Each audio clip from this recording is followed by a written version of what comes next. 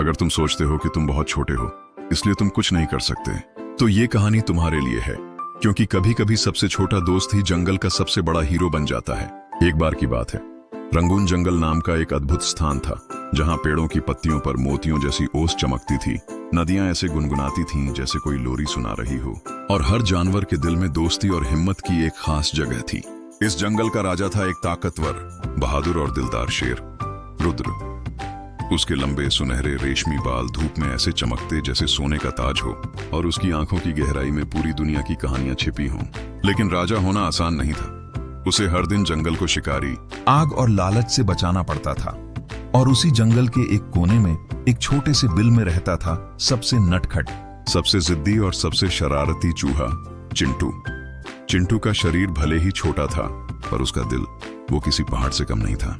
उसकी नन्ही सी मूंछें हमेशा हिलती रहती, जैसे वो हर वक्त कोई नया प्लान सोच रहा हो। और उसकी पूंछ, अरे वो तो किसी पतली रस्सी जैसी थी जिससे वो पेड़ों की डालियों से झूल जाता। जंगल के सारे जानवर चिंटू को प्यारा मानते थे, लेकिन जब भी वो कहता कि एक दिन मैं भी हीरो बनूंगा, तो सब हंस पड़ते। अरे तुझे तो गिलहरी भी डरा दे। एक दिन दोपहर में रुद्र अपने पसंदीदा बरगद के पेड़ के नीचे आराम कर रहा था। हवा के झोंके उसके बालों को सहला रहे थे, पक्षी लोरी गा रहे थे, और तभी चिंटू एक चमकदार लाल बेर लेकर वहां से फुदकता हुआ गुजरा। ये बेर उसने जंगल के बाजार से उधार लिया था। उधार मतलब चुपके से उठा लिया था। हाँ, जंगल में भी बाजार होता था, जहां बंदर सब्जियां बेचते, तोता मसाले और हाथी गार्ड सब पर नजर रखते। लेकिन चिंटू की किस्मत उस दिन गड़बड़ा गई। वो सीधा रुद्र के पंजे पर चढ़ गया। रुद्र की नींद टूटी। उसने एक आंख खोली, फिर दूसरी, और फिर गूंजती हुई दहाड़ मारी। कौन मेरी नींद तोड़ने की हिम्मत करता है? चिंटू के हाथ से बेर गिर गया। वो कांपते हुए बोला, शेर भैया, मैं तो बस जा रहा था, थोड़ी मस्ती में रुद्र ने पंजे में उसे पकड़ लिया। तुझे पता है मैं तुझे एक ही निवाले में खा सकता हूँ। चिंटू अपनी नन्ही पूंछ घुमाते हुए मुस्कुराया। अगर आप मुझे छोड़ देंगे तो एक दिन मैं आपकी मदद जरूर करूंगा। रुद्र हंस पड़ा। तू मेरी मदद? हाँ हाँ हाँ, चल आज तेरी जान बख्शता हूँ। और उसे छोड़ दिया। दिन बीतते गए, जंगल की जिंदगी चलती रही, लेकिन एक दिन रंगून जंगल में आफत आ गई। शिकारी जंगल में घुस आए। उनके पास बड़े बड़े जाल, तेज तलवारें और एक चमचमाती मोटर गाड़ी थी। उन्होंने रुद्र को पकड़ने की चाल चली।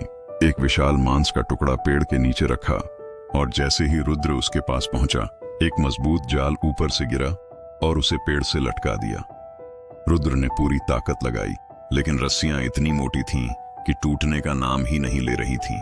पूरे जंगल में सन्नाटा छा गया। किसी में हिम्मत नहीं थी कि शेर को छुड़ाए, क्योंकि शिकारी के पास बंदूक भी थी। तभी एक पतली सी आवाज आई, रुद्र, मैं आ गया। ये चिंटू था। वो दौड़ता हुआ आया और अपने तेज दांतों से रस्सी काटना शुरू कर दिया। शिकारी करीब आ रहे थे। उनकी परछाई पेड़ों पर दिख रही थी। रुद्र ने कहा, जल्दी करो चिंटू। चिंटू ने अपना मुंह छिला लिया, लेकिन हार नहीं मानी, और आखिर चटाक रस्सियां टूट गईं। रुद्र आजाद हो गया। एक जोर की दहाड़ मारी, और जंगल के बाकी जानवर भी हिम्मत करके शिकारी पर टूट पड़े। बंदर ने उनके जाल तोड़े, तोता गाड़ी की चाबियां ले उड़ा, और हाथी ने मिट्टी का बांध बनाकर उनका रास्ता बंद कर दिया। शिकारी भाग खड़े हुए, लेकिन कहानी यहीं खत्म नहीं होती। असली खतरा अभी बाकी था। उसी रात जंगल में एक चालाक और लालची लोमड़ी लोरियन आई। वो जंगल के सोने जैसे फलों और जादुई झरने पर कब्जा करना चाहती थी। लोरियन ने चुपके से बाकी जानवरों को मीठी बातें करके बहका लिया। रुद्र अब बूढ़ा हो गया है, मैं तुम्हें ज्यादा खाना और सुरक्षा दूंगी। कुछ जानवर फंस गए, लेकिन चिंटू को शक हुआ। उसने रुद्र को बताया, और दोनों ने लोरियन की सच्चाई उजागर करने का प्लान बनाया। अगले दिन लोरियन ने जंगल के बीच में एक नकली उत्सव रखा, और जैसे ही सब इकट्ठा हुए, उसने अपने छुपे हुए साथी शिकारियों को बुला लिया। हाँ, वो उन्हीं शिकारियों से मिली हुई थी। अब रुद्र और चिंटू के सामने सबसे बड़ा चैलेंज था, बिना डर के पूरे जंगल को बचाना। दोनों ने मिलकर एक प्लान बनाया। रुद्र सामने से लोरियन का ध्यान भटकाएगा, और चिंटू उसके जाल काटेगा और शिकारी के हथियार छुपा देगा। जब लोरियन ने रुद्र को घेर लिया, चिंटू ने पेड़ों पर चढ़कर रस्सियां काटी, फिर एक बेल खींचकर शिकारी की बंदूक नदी में गिरा दी। रुद्र ने मौका देखकर लोरियन को पीछे धकेला, और बाकी जानवरों ने मिलकर उसे जंगल से बाहर भगा दिया। जंगल फिर से सुरक्षित हो गया।